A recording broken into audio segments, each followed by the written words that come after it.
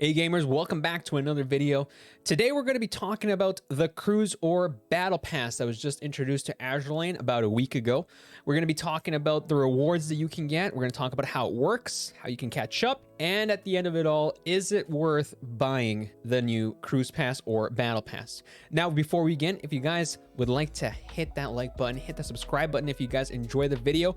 Make sure to also check me out on Twitch, where I stream Azur Lane 3 times a week, and follow me on Twitter at JerdoAL, where I post my stream schedule and other Azur Lane tidbits as well. So with that said, let's get into it. So in order to access the Cruise Pass, you can go to the sidebar here and hit this Cruise button, and this will take you to the main screen for the Battle Pass. Now, the Battle Pass has 100 levels, and you start obviously at level 1 if you are free to play.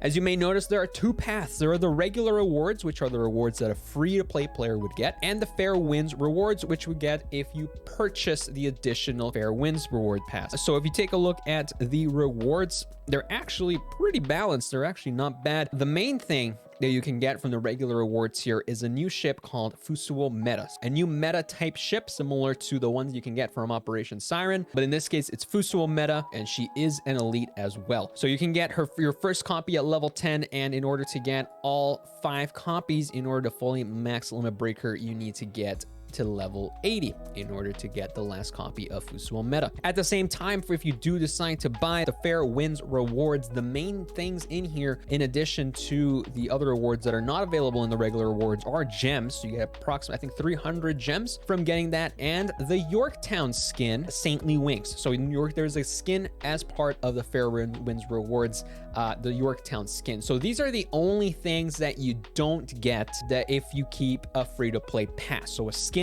and gems, very similar to, what we already purchased, which are skins, with the gems. So nothing too crazy here.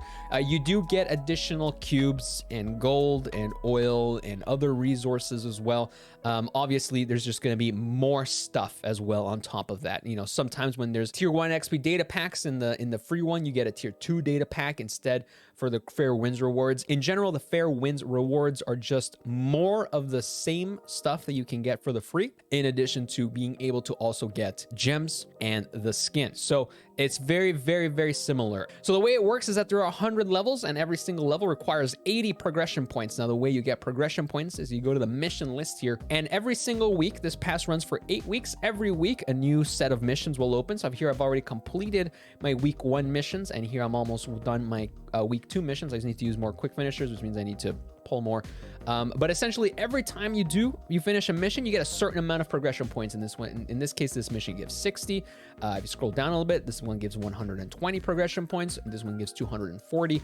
So you get quite a bit of progression points every single week. And all of these missions are generally missions that are simple, just play the game missions. You don't really have to go out of your way to do anything. You're already doing commissions. You're already completing your daily challenges. You're already completing guild contribution missions. All you have to do is just make sure that you come in here and collect your rewards for already doing what you're already doing, playing the game. So far, there is absolutely nothing new, nothing crazy about these missions. You don't have to go out of your way. You don't have to use specific ships and specific maps or anything. So far, the missions have all been very straightforward, very simple missions that anybody should be able to complete, about say 90% of, without having to go out of their way too much. In addition to these weekly missions, we also have these SP missions here. So these are just essentially bonus missions that are more long-term rewards. For example, building 40 ships, collecting the monthly login reward 10 times. So logging in 10 times, spending 24,000 oil. These are supposed to be taking you a bit longer. There are 45 SP missions, and they will just continue increasing the amount whenever you complete the first one. So for instance, contain a total of 1,500 weekly activity points, and then there's a 2,001, then a 2,500, a 3,000, and then the last one is a 4,000. So there are 45 SP missions for you to also complete and get even more points, which are always continuously available. Now, the nice thing about this Cruise Pass is that compared to other battle passes in other games, if you start late, you might not be able to max out the pass, right? You lose on your progression from the previous weeks that you've missed. If there's a weekly bonus or weekly reset, it's not like you have access to the old missions to be able to catch up. Neostar has put the player experience first and has allowed you to have access to the previous week missions. So for example, I didn't actually finish my week 1 task before week 2 started. That doesn't matter. I still had access to these, and you will continue to have access as the weeks continue to open. As long as you have the time in order to actually do the missions, you will always have access to all of the missions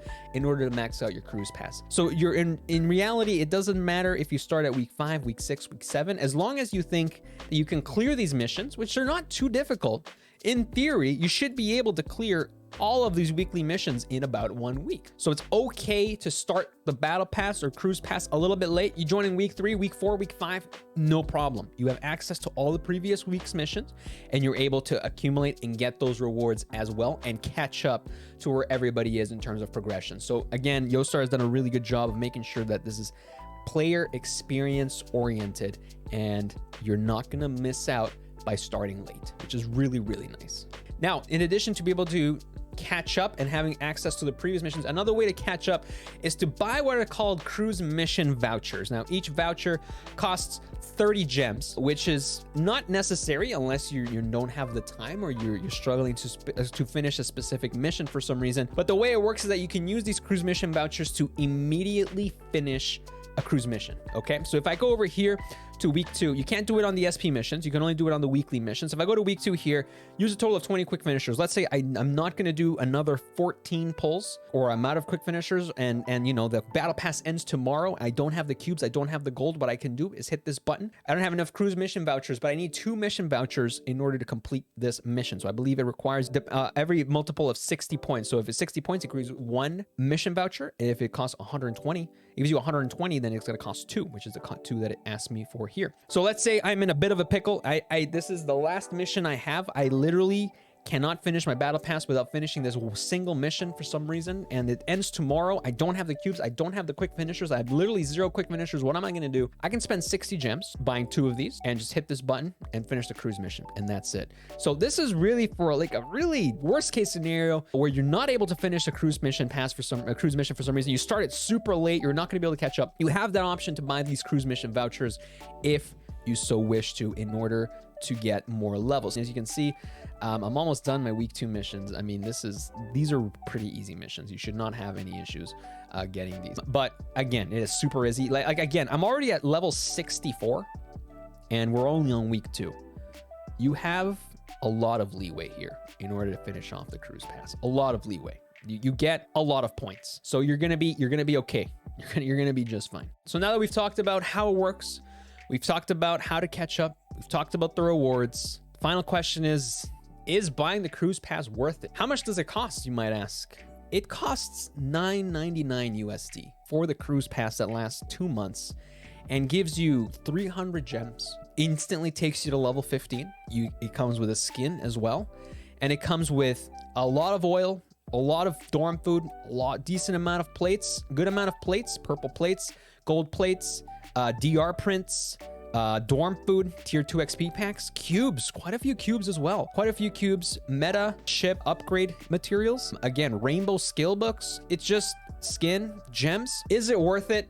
In my opinion, it 100% worth it. It's 100% worth it. The free one is already fairly good. Quite good, honestly, for a free battle pass. It is very good.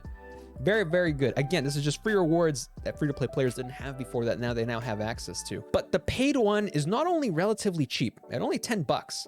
It comes with a skin, it comes with 300 gems. You're already immediately getting your money's value. And now on top of that, you're getting all of these plates, all of this oil, gold, DR prints, dorm food, cubes, quite a few cubes. And it's just a lot of stuff that takes very, very little effort to get. You know, you're not going super out of your way in order to finish off these missions. Like, I've barely been glancing at these missions, and all I have is just do pulls. And all I'm doing is just playing the game. I finished already these. I finished all of these. All I'm doing is playing the game. They're very simple missions. A rank 60 sorties or S rank. Enhance gear. Resupply the dorm. Open tech boxes. Use the tier 1 XP data packs. Scrap gear. It's very simple stuff. Stuff that everybody is doing on a week-to-week basis. It's 100% worth it, in my opinion, to buy this battle pass. If you can afford it, it's a really, really good deal. You get 300 gems. You get a skin. You get so many more materials and resources that are just insane value for your money. Big value for your money. And again, it's fairly effortless. You're not going out of your way to do these missions. In my opinion, it is very worth it. If you're still on the fence and you don't really want to spend money, that's totally okay too. The free one gives you quite a few stuff. You got all the useful metas. You still get plates. You still get gold. You still get prints. You still get rainbow skill books. You know, you still get cubes. You still get quite a bit of stuff from the free one. There's no shame about, you know, sticking to the free one. It doesn't come with oil, unfortunately. That is one thing that I've noticed, that it does not give you oil.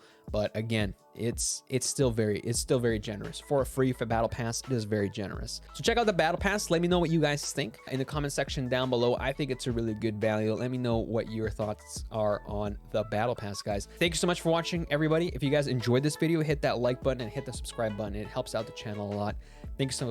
Thank you guys so much for the support, and I hope you guys have an awesome rest of your day, and I'll see you guys in the next one. Take care, everybody. Bye-bye.